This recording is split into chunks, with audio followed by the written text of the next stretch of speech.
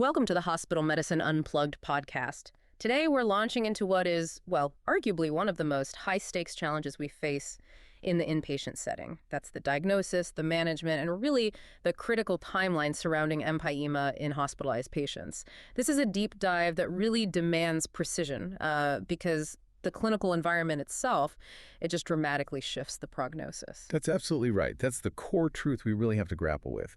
When we talk about empyema, we mean the presence of gross pus within the pleural space.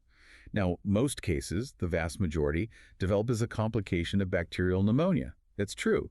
But we can't forget the etiology can be broader. Think post-thoracic surgery, chest trauma penetrating, or blunt underlying malignancy, or even something catastrophic like an esophageal rupture. For anyone practicing hospital medicine managing empyema, it's fundamentally about managing a failure of source control. And the numbers, the sheer volume and the cost, they really underscore why this is mandatory material for us. If you look at the U.S. epidemiology, something like 1 million patients are hospitalized with pneumonia every year. But the statistic that should really grab our attention is that 5 to 10% of those who develop just a simple peritonic effusion will actually progress to a complicated effusion or even frank empyema. That works out to, about 32,000 cases a year? It's significant. And it's not a static number either. We're seeing longitudinal data, particularly from big population studies, places like England and France, showing a concerning rise in incidence over the last decade or so. We're seeing this increase hit older adults, harder folks who are more fragile anyway. And there's a clear male predominance, too. The clinical consequences, they're enormous. We're talking significantly prolonged hospital stays, sometimes weeks, even months. Hugely increased healthcare costs, and most critically, a really high risk of life-threatening complications. Things like overwhelming sepsis, needing mechanical ventilation, respiratory failure. It's serious business. Which brings us right away to maybe the most critical distinction in this whole deep dive, because it just fundamentally alters the urgency and the prognosis. Let's unpack that difference between community-acquired and hospital-acquired empyema. This is really where the hospital setting itself becomes, almost toxic for the patient in this context. We see nearly a threefold difference in outcomes. Community-acquired empyema carries a mortality rate around 17%. 17. Now, compare that to hospital-acquired empyema. Here, the mortality rate approaches a truly staggering 47%. 47%. 47%. That number alone, it really should dictate an extremely high index of suspicion and just an immediate aggressive management protocol. 47% mortality is, it's essentially flipping a coin. Why is that difference so stark? What is it about the hospital environment that makes the prognosis so much worse? There are two main drivers, really, and they tend to reinforce each other. First, the microbiology. It's fundamentally different. In the hospital, we're dealing with pathogens that are just inherently more resistant, much harder to treat, better adapted to surviving aggressive therapy. We see that shift towards MRSA, towards highly resistant gram-negatives like Pseudomonas aeruginosa. Right, the usual suspects in APVA. Exactly. And Right. Second, you have to account for the host. Patients who get hospital-acquired empyema are generally sicker to begin with. They've got a greater burden of underlying comorbidities, maybe more immunosuppression, often a degree of critical illness that made them vulnerable in the first place. Their resilience is just dramatically lower. So this combination, a highly vulnerable host and these highly resistant bugs, it demands a totally distinct, much more aggressive approach than we'd take for a standard community-acquired pneumonia complication. It really sounds like we're racing against a clock, and that clock speed is set by how the infection evolves. Let's move into the pathophysiology and the staging. This gives us the framework to understand why delaying treatment is so incredibly lethal. Empyema follows 3 classic stages. Right, and understanding this progression isn't just academic, it's truly the blueprint for management. We have to figure out which stage the patient is in because the therapy is entirely stage-directed. Okay, so we start with stage I, the exudative stage. This is the early phase, often reversible. Pathophysiologically, what's happening is the process starts with inflammation, usually from the adjacent pneumonia. This inflammation ramps up vascular permeability in the pleural space, and that leads to this accumulation of sterile, protein-rich fluid. Now, critically, because there isn't significant bacterial invasion yet, the effusion is typically free-flowing. It hasn't started to loculate, to form pockets, and the pleural fluid pH is usually above 7.3. Okay, so if it's sterile and free-flowing, what's the management implication? Are antibiotics usually enough at this point? Often, yes. If you give appropriate systemic antibiotics for the underlying pneumonia, the body can often resorb this fluid. Drainage, like putting in a chest tube, is typically reserved only for cases where the effusion is really large, causing significant shortness of breath, or if the patient is just severely symptomatic from the volume. The opportunity here, which frankly we sometimes miss, is catching it before it crosses that point of no return. And that point of no return sounds like stage 2, the fibrinopurulent stage. This is the complicated effusion we all dread. Stage 2 is really the defining moment of the disease. This is when bacteria actively invade the pleural fluid. The body mounts this intense, quite destructive, neutrophilic inflammatory response. And this response causes fibrin to deposit rapidly. That fibrin forms the septations and loculations, basically walls within the pleural space that make simple drainage really difficult. The fluid itself changes from thin fluid to this viscous, turbid, often frankly purulent liquid. Oh. And it's this transition into stage 2 that gives us those classic, almost pathognomonic biochemical markers in the pleural fluid analysis, right? Precisely. The defining feature is all the metabolic activity happening in that space. The bacteria, plus this massive influx of inflammatory cells, the neutrophils, they're just gobbling up the glucose anaerobically, consuming it rapidly. This leads to that characteristic triad. Pleural fluid pH drops below 7.0, very low glucose levels, usually under 60 milligrams per deciliter, and a high LDH, often more than 3 times the serum LDH.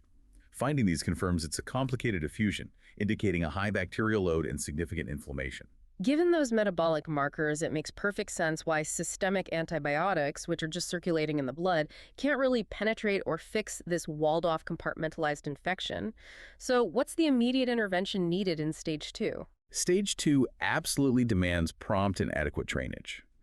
This is the prime time for potentially less invasive therapies like small-bore chest tubes.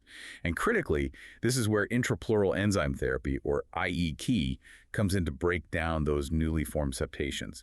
Any delay in recognizing that transition from stage 1 to stage 2, even a delay measured in hours, it's just immensely costly in terms of patient morbidity and how invasive the subsequent therapy needs to be.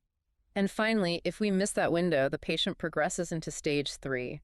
The organizing stage, the chronic fibrotic outcome. Yeah, this is a state where the initial intense infection and inflammation might have cooled down a bit, but they've left behind this devastating legacy. Fibroblasts proliferate like crazy, creating this thick, restrictive, inelastic sheath, we often call it a pleural peel, that basically encases the lung and restricts its expansion. It becomes trapped. And once a patient hits stage 3, the management focus shifts entirely away from just medical management. Absolutely. It becomes heavily skewed towards aggressive surgical intervention. We're often talking open thoracotomy and decortication, physically peeling that restrictive layer off the lung surface to allow it to re-expand. These patients, they face significantly poorer outcomes, higher operative morbidity, much longer ICU and hospital stays, and just a much tougher road to recovery compared to those we treat earlier. Okay, so let's synthesize this for the practicing hospitalist. The critical mission seems to be acting fast enough to stop the patient moving from that stage 1 or maybe early stage 2 scenario, where antibiotics or minimally invasive drainage might work into stage 3 disease, where major surgery is often the only option left. The difference is really between potentially an uncomplicated recovery versus a prolonged, high-risk hospitalization. That's exactly it. Time is lung. Now let's pivot a bit and look at the actual inhabitants of that pleural space, the microbes, because the microbial landscape seems like the single biggest factor determining our initial empiric antibiotic strategy. It really is a tale of two settings. And misidentifying the source community versus hospital can be, well, immediately detrimental, potentially fatal.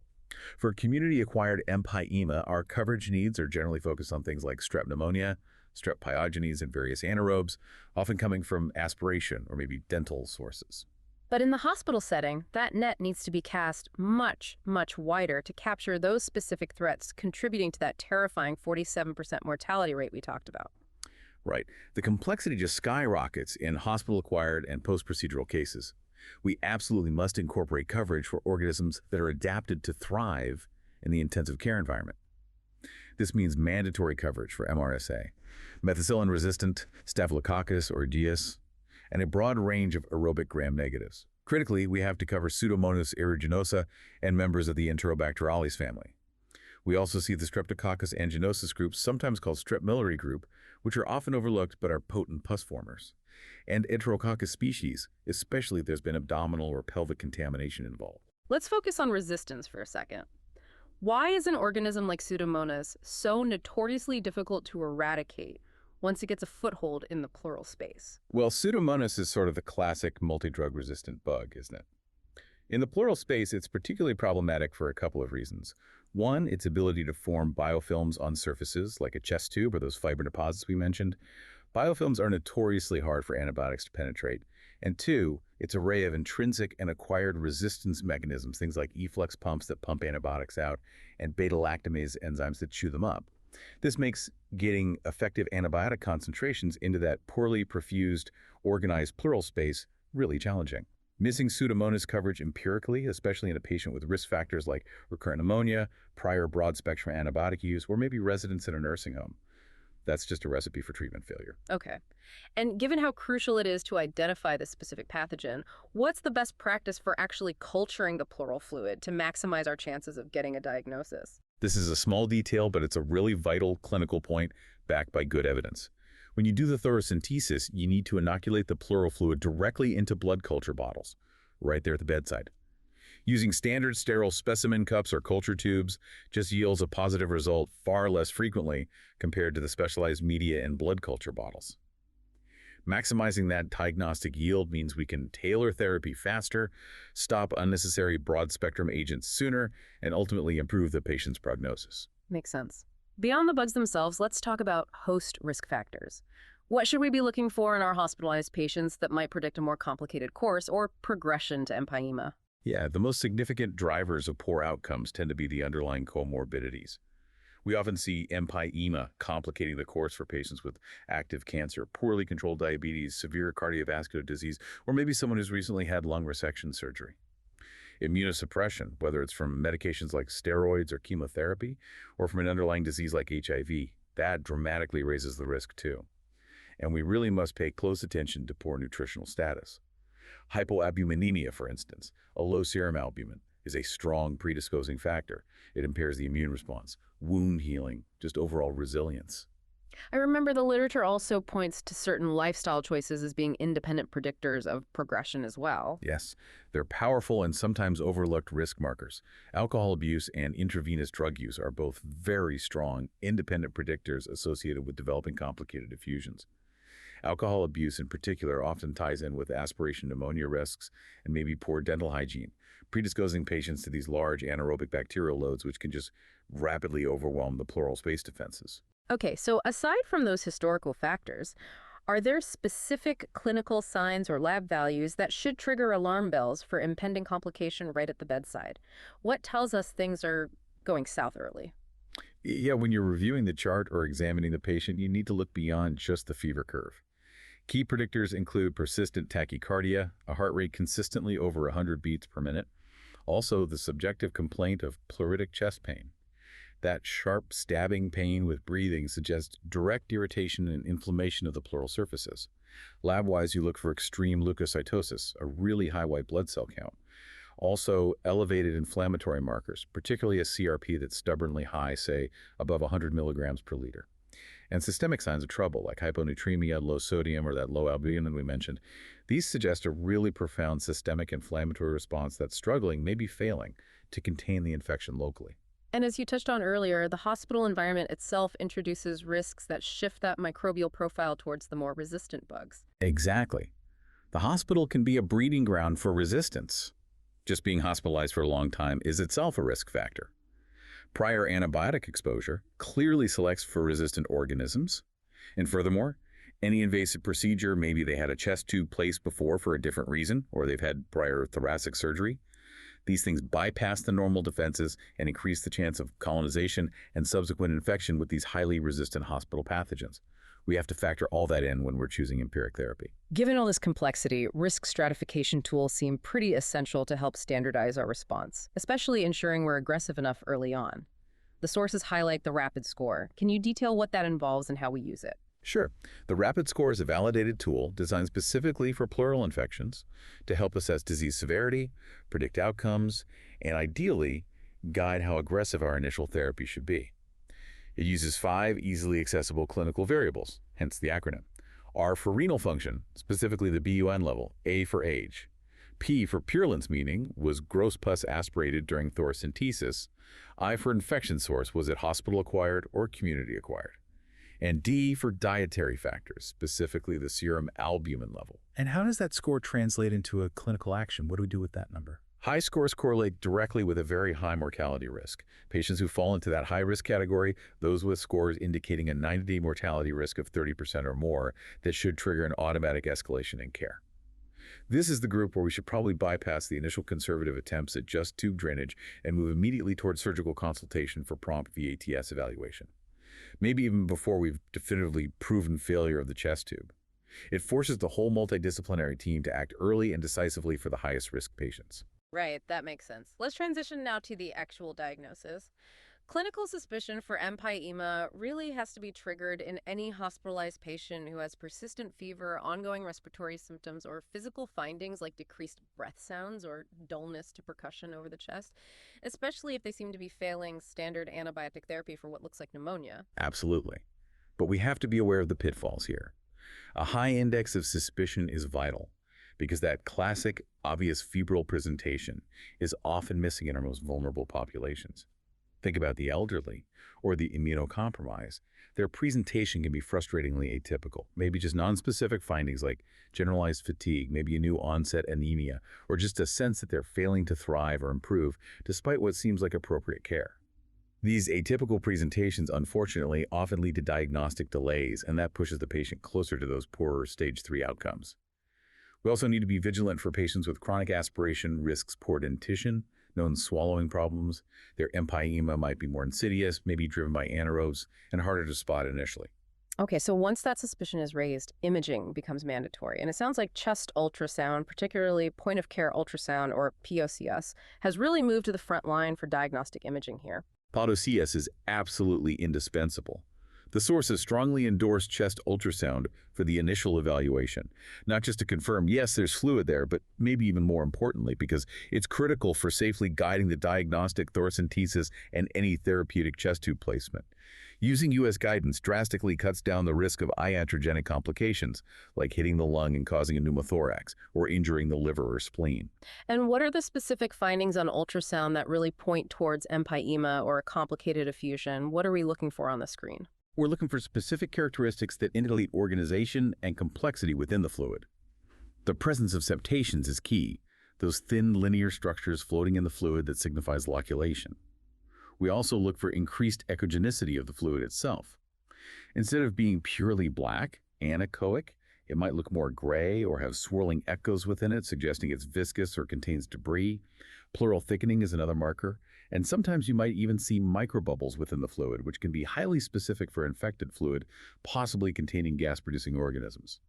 Ultrasound is just far superior to a plain chest x-ray for detecting smaller effusions and really characterizing the fluid inside. Right, and then for the full anatomical picture, especially when planning a more complex intervention, we usually turn to contrast-enhanced chest CT. Yes, CT is recommended to precisely map out the full extent of the disease, see exactly how loculated it is. That's vital information, especially for the thoracic surgeon.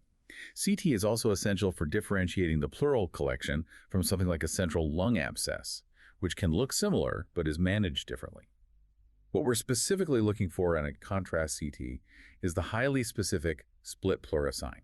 This is where you see enhancement and thickening of both the visceral pleura lining the lung and the parietal pleura lining the chest wall due to the intense inflammation and increased blood flow. This sign is present in nearly all lab-proven cases of empyema and really helps distinguish it from a simple effusion. Plus, CT helps us hunt for an underlying cause. Is there a hidden tumor causing a post-obstructive pneumonia? Or is there an occult esophageal rupture that needs immediate surgical repair? That detailed imaging then naturally leads us to the single most definitive diagnostic step, the thoracentesis. It's absolutely non-negotiable for any suspected complicated effusion where you can safely access the fluid. Thoracentesis provides that direct fluid sample. It's the only way to confirm if there's pus, and crucially, to get the microbiology we need for targeted de-escalation later. And again, it really must be performed under ultrasound guidance to maximize safety. While very small effusions, maybe less than 2.5 centimeters deep on US, can be difficult or risky to tap, if the clinical picture strongly suggests empyema, every reasonable effort should be made to get a fluid sample. Let's just quickly reiterate those definitive biochemical markers from the fluid analysis that push a patient from the simple effusion category into the complicated one, mandating drainage. These are really the lines in the sand. First, if you see gross pus, just Frank pus coming back in the syringe. That's enough on its own. Diagnosis made, drainage needed. If the fluid isn't obviously purulent, then the biochemical criteria kick in. You need any one of these. A pleural fluid pH less than 7.2. Pleural fluid glucose less than 60 milligrams per deciliter. Or pleural fluid LDH greater than 3 times the upper limit of normal for serum LDH. Meeting any one of those criteria in the right clinical context means it's complicated and requires prompt intervention with drainage. And there's that important clinical nuance you mentioned about sampling loculated fluid. Yes, exactly. Because these stage 2 effusions are often compartmentalized, walled off, the fluid characteristics, the pH, the glucose, even the cell count can vary significantly between different locules or pockets. So if the imaging shows multiple distinct fluid collections, it's highly recommended to specifically target and sample the area that looks most abnormal or complex on the ultrasound or CT. That's the spot most likely to yield the definitive diagnosis of a complicated effusion, even if fluid from another pocket might still look relatively benign or just exudative. Okay, so once we have that confirmed diagnosis, complicated effusion, or frank empyema, the clock is ticking even faster. We have to move immediately into management, which sounds like a simultaneous approach. Tailored antibiotics and aggressive source control through drainage. That's right. Prompt initiation of broad-spectrum IV antibiotics is the first therapeutic step. We have to remember we're treating an overwhelming infection, even as we're planning the drainage procedure. Can you detail again the standard empiric regimen for a typical community-acquired empyema, making sure we cover those common bugs? Sure. For community acquisition, our regimen is typically aimed at strep species and anaerobes. So that usually involves a second or third generation cephalosporin, like ceftriaxone, combined with metronidazole specifically for the anaerobic coverage. Or alternatively, you could use a single agent that covers both, like an aminopenicillin combined with a beta-lactamase inhibitor, such as ampicillin-sulbactam. This generally targets the common community pathogens quite effectively. But for the hospital-acquired or post-procedural case where that mortality risk is hovering near 50%, the antibiotic choice has to be much more robust. It must be fundamentally different, yes. Empiric coverage for these high-risk situations requires specific potent agents targeting both MRSA and Pseudomonas. A classic kind of regimen would involve vancomycin, or possibly linezolid, to cover the MRSA, combined with a broad-spectrum anti-pseudomonal beta-lactam, like cefepime or piperacillin-tazobactam. Of course, you'd adjust based on local resistance patterns and patient specifics. And if there's a high suspicion for fungal infection, which can happen in severely immunocompromised patients, appropriate antifungal agents would need to be added as well. It's also worth noting that routinely instilling antibiotics directly into the pleural space isn't generally recommended. Systemic 2-of-E therapy is usually adequate to sterilize this space once effective drainage is achieved. And what are we generally aiming for in terms of the total duration of antibiotic therapy? How long do these patients typically need treatment? The duration is highly individualized. It really depends on the patient's clinical response, the specific organism identified, and how effective and complete the source control of the drainage was. However, the standard recommendation is usually a minimum of 2 weeks of 5-E antibiotics after effective drainage has been achieved, and the patient shows clear signs of clinical improvement, like resolution of fever and leukocytosis. But many patients, especially those with very severe infections, resistant organisms, or incomplete initial drainage, may require a longer course, sometimes 4 to 6 weeks of therapy, often transitioning to oral antibiotics eventually if an appropriate agent is available. Okay, moving to the physical intervention then. Drainage is the absolute cornerstone for these complicated effusions. What's the recommended initial approach for getting that source control? The initial step should generally be early, image-guided, small-bore chest tube placement. Small-bore tubes, like 10 to 14 French pigtail catheters, are usually preferred nowadays because studies show they're typically as effective as the old large-bore surgical tubes, but they're associated with significantly less pain and fewer complications for the patient. And early placement is key. Don't wait around for the patient to fail a day or two of just antibiotics if the fluid analysis already shows it's complicated. Get the drain in. The challenge, of course, is that stage 2 disease, by definition, often involves loculations, which can lead to incomplete drainage through just a single passively draining chest tube. What's the next step if the output slows down or imaging shows persistent walled-off fluid collections? Right. If the chest tube output is inadequate, say, less than expected given the size of the effusion, or if follow-up imaging like CT or ultrasound confirms it's significantly loculated, we need to escalate promptly to intrapleural enzyme therapy, IET. This involves instilling fibrinolytic and eucolytic agents directly into the pleural space through the existing chest tube. The current gold standard, supported by good level 1 evidence, is combination therapy using tissue plasminogen activator, TPA, to break down the fibrin strands, and DNase, which is deoxyribonuclease, to break down the highly viscous extracellular DNA nets released by the dead neutrophils. And why is that combination of TPA plus DNase considered superior to just using TPA alone? It's an interesting synergy. When TPA lyses the fibrin, it can actually release trapped DNA, which paradoxically increases the viscosity of the remaining fluid, sometimes making drainage worse initially. Adding DNase directly counteracts this problem by breaking down that released DNA, effectively liquefying the sticky purulent collection and allowing the chest tube to drain it much more effectively. Studies, like the MIST-2 trial, have clearly shown that this combination therapy significantly improves fluid drainage, reduces the length of hospital stay, and perhaps most importantly, significantly reduces the need for subsequent surgical decortication compared to placebo or either agent alone. It offers a really powerful, minimally invasive bridge before needing to consider surgery. But if that whole medical management sequence, the right antibiotics, the chest tube drainage, and then adding IET still fails to resolve the empyema, or if the patient presents already in that advanced stage 3 organizing phase with a thick peel, then we have to transition to definitive surgical intervention. Correct. Failure of medical management or clear diagnosis of stage 3 disease necessitates prompt surgical consultation and intervention. The preferred approach, especially when it's feasible and performed relatively early in the course, is video-assisted thoracoscopic surgery, or VHASE. Early VHASE allows the surgeon to go in with small incisions and a camera, directly visualize the pleural space, break down the loculations, debride the infected material, and ensure the lung can fully re-expand. It's been demonstrated to reduce hospital length of stay and complication rates compared to traditional open surgery, particularly if done before a really thick chronic peel is formed. So the big open thoracotomy is now largely reserved for the more complex or refractory cases. Precisely. Open thoracotomy with formal decortication, physically peeling that organized fibrous rind off the lung, is generally reserved for situations where VITS fails, or if the disease is just too extensive or too calcified to be managed effectively with the minimally invasive approach, or perhaps in centers where VITS expertise isn't readily available.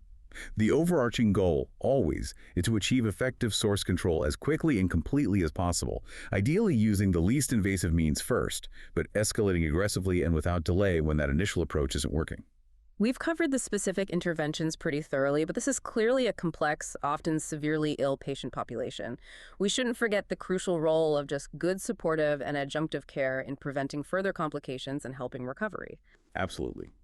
The management of empyema has to be a comprehensive, multidisciplinary team effort. The sources really advocate for getting thoracic surgery, infectious diseases, and pulmonary medicine involved early, right from the time of diagnosis. Critical supportive measures include things like aggressive nutritional support. This is often overlooked, but it's vital for reversing that hypoalbuminemia we talked about, supporting the immune system, and facilitating healing. Thromboprophylaxis, VTE prevention, is crucial in these patients with intense systemic inflammation.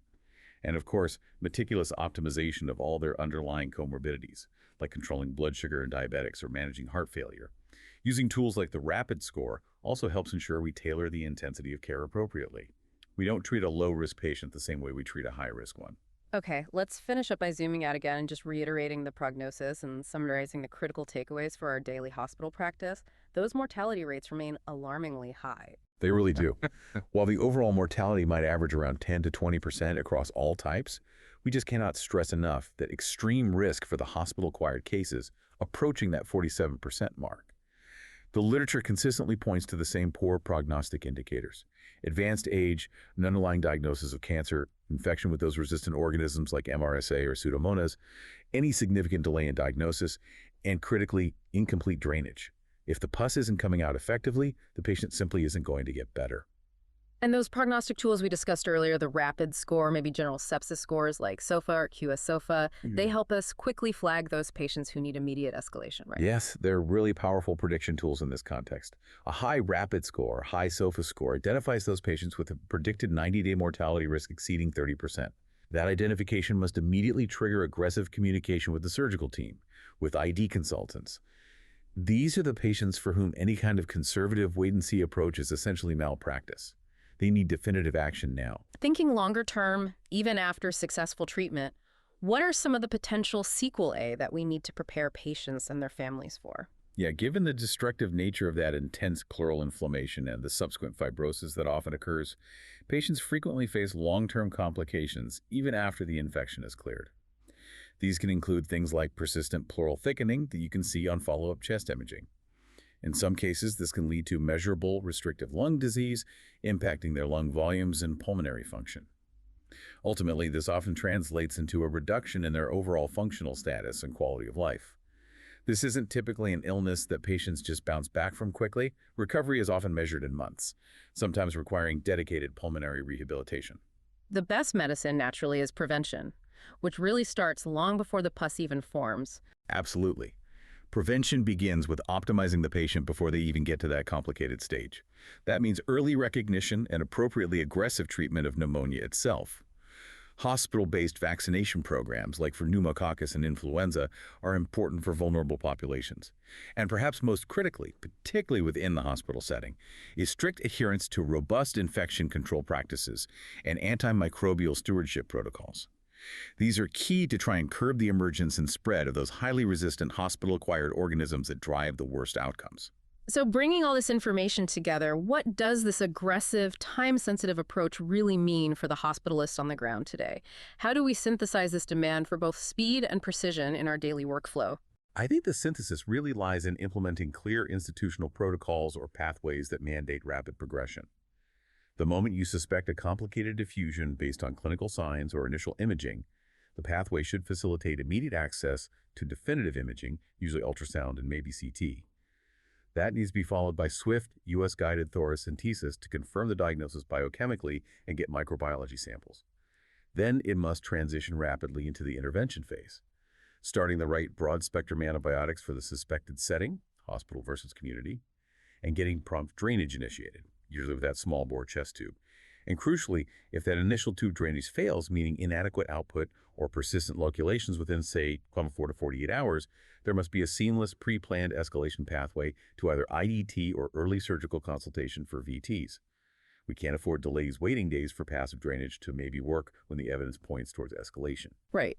So given that significant prognostic difference between treating early-stage disease versus treating established organizing empyema, perhaps our final provocative thought for you, the listener, is this.